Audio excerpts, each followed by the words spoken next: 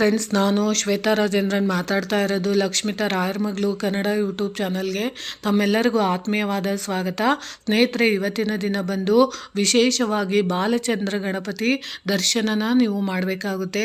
ಯಾಕೆ ಅಂದರೆ ಯುಗಾದಿ ಹಬ್ಬ ಆದ ಬೆಳಗ್ಗೆ ಮೊದಲ ದಿನದಲ್ಲಿ ಮೂಡಿ ಬರ್ತಾ ಇರುವಂಥ ಚಂದ್ರದೇವ ಬಂದು ಗಣೇಶನ ರೂಪದಲ್ಲಿ ಬರ್ತಾರೆ.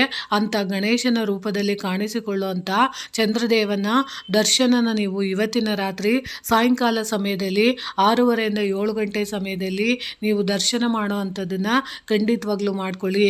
ವರ್ಷ ಪೂರ್ತಿ ಬಾಳಲ್ಲಿ ಸುಖ, ಸಂತೋಷ, ನೆಮ್ಮದಿ ಇರಬೇಕು ಅಂತ ಬಯಸುವಂಥವ್ರು ಚಂದ್ರದೇವನನ್ನ ದರ್ಶನ ಮಾಡಬೇಕಾಗುತ್ತೆ. ಚಂದ್ರದೇವನ ದರ್ಶನ ಮಾಡುವಾಗ ಯಾವ ರೀತಿ ದರ್ಶನ ಮಾಡಬೇಕು ಅಂದರೆ, ಒಂದು ತಾಮ್ರದ ತಟ್ಟೆನ ನೀವು ತಗೊಬೇಕಾಗುತ್ತೆ. ಆ ತಾಮ್ರದ ತಟ್ಟೆ ಒಳಗಡೆ ಅಕ್ಕಿನ 1 ಹಿಡಿಯಷ್ಟು ಅಕ್ಕಿ ಹಾಕೋಬೇಕಾಗುತ್ತೆ.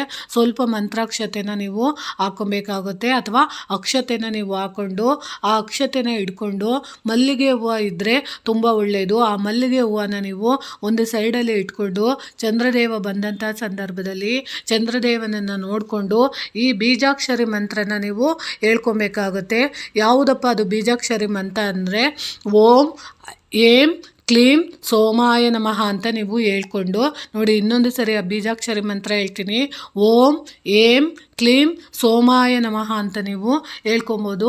ಅದಾಗಲಿಲ್ಲ ಅಂದರೆ ಓಂ ಚಂದ್ರದೇವಾಯ ನಮಃ ಅಂತ ನೀವು ಆ ಬೀಜಾಕ್ಷರಿ ಮಂತ್ರನ ನೀವು ಹೇಳ್ಕೊಂಡು, ತದನಂತರ ನೀವು ಒಂದು ಸ್ವಲ್ಪ ಮಲ್ಲಿಗೆ ಹೂವನ್ನು ಕೈಯಲ್ಲಿ ಇಟ್ಕೊಂಡು ಅದನ್ನು ನೀವು ನಿಮ್ಮ ಹೆಸರು, ನಕ್ಷತ್ರ, ಗೋತ್ರ, ನೀವು ಈ ವರ್ಷದಲ್ಲಿ ಅನುಭವಿಸಿದಂಥ ಕಷ್ಟಗಳನ್ನು, ನೋವುಗಳನ್ನೆಲ್ಲ ಹೇಳ್ಕೊಂಡು, ಈ ವರ್ಷನಾದರೂ ನಮಗೆ ಬಾಳಲ್ಲಿ ಸಮೃದ್ಧಿ ಕೊಡು, ಅಂದರೆ ಸಂತೋಷ ಕೊಡು, ನಮ್ಮ ಜೀವನದಲ್ಲಿ ನಾವು ಮಾಡಲ್ಪಟ್ಟು ಹೊರಟಿರುವಂಥ ಎಲ್ಲ ಕೆಲಸಗಳಲ್ಲೂ ನಮಗೆ ವಿಜಯಶಾಲಿಯಾಗಿ ಮಾಡಿ ಅಂತ ಹೇಳಿ, ಅದರ ಜೊತೆಗೆ ಮನಸ್ಸಿನ ಕಾರಕ ಚಂದ್ರನ ನೀವು ಪ್ರಾರ್ಥನೆ ಮಾಡ್ಕೊಬೇಕು.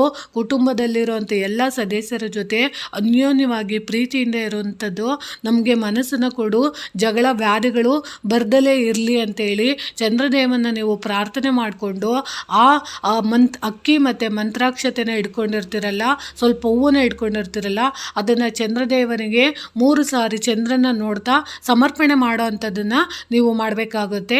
ಇನ್ನೂ ಒಂದು ಸ್ವಲ್ಪ ಮಂತ್ರಾಕ್ಷತೆ ಮತ್ತು ಅಕ್ಕಿನ ಇಟ್ಕೊಂಡು, ಹೂವನ್ನು ಇಟ್ಕೊಂಡು ಚಂದ್ರದೇವನಿಗೆ ಮತ್ತೊಮ್ಮೆ ನೀವು ಪ್ರಾರ್ಥನೆ ಮಾಡಿಕೊಂಡು, ನಿಮ್ಮ ಆಸೆಗಳೆಲ್ಲ ನೆರವೇರಲಿ, ನಿಮ್ಮ ಯಾವ ಬಯಕೆಗಳು ಇದೆ ಆ ಬಯಕೆಗಳು ಒಂದೊಂದಾಗಿ ನೀವು ಹೇಳ್ಕೊಂಡು ಅದನ್ನು ನೀವು ಚಂದ್ರದೇವನಿಗೆ ತೋರಿಸಿ ನಿಮ್ಮ ತಲೆಯ ಮೇಲೆ 3 ಸಾರಿ ನೀವು ಆ ಮಂತ್ರಾಕ್ಷತೆ ಮತ್ತು ಹೂವನ್ನು ಸಿಂಪಡಿಸ್ಕೊಳ್ಳೋದು. ಅದಾದಮೇಲೆ ಉಳಿದ ಮಂತ್ರಾಕ್ಷತೆ ಮತ್ತು ಅಕ್ಕಿನ ನೀವು ನಿಮ್ಮ ದೇವರ ಮನೆಗೆ ಸಮರ್ಪಣೆ ಮಾಡುವಂಥದ್ದನ್ನು ನೀವು ಮಾಡಬೇಕಾಗುತ್ತೆ. ಈ ರೀತಿ ನೀವು ಮಾಡೋದ್ರಿಂದ ಚಂದ್ರದೇವನ ಆಶೀರ್ವಾದ ನಿಮಗೆ ವರ್ಷ ಪೂರ್ತಿ ಸಿಗೋವಂಥದ್ದು ಖಂಡಿತವಾಗ್ಲೂ ಆಗುತ್ತೆ.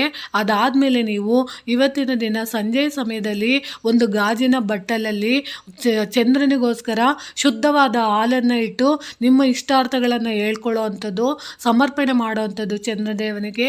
ಇದನ್ನು ಕೂಡ ನೀವು ಮಾಡ್ಕೊಬೋದು.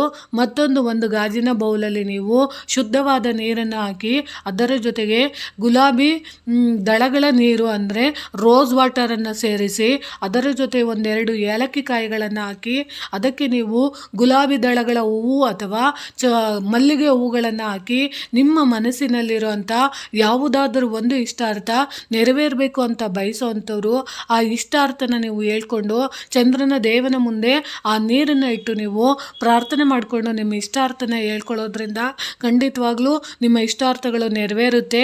ಅದನ್ನು ಸಹ ನೀವು ಇವತ್ತಿನ ದಿನ ನೀವು ಮಾಡ್ಕೊಬೋದು. ಈ ರೀತಿ ನೀವು ಬಾಲಚಂದ್ರನ ಗಣಪತಿಯ ದರ್ಶನನ ಇವತ್ತು ರಾತ್ರಿ ಸಮಯದಲ್ಲಿ ನೀವು ಮಾಡೋದ್ರಿಂದ ಚಂದ್ರನ ಆಶೀರ್ವಾದ ವರ್ಷ ಪೂರ್ತಿ ನಿಮಗೆ ಖಂಡಿತವಾಗ್ಲೂ ಸಿಗುತ್ತೆ.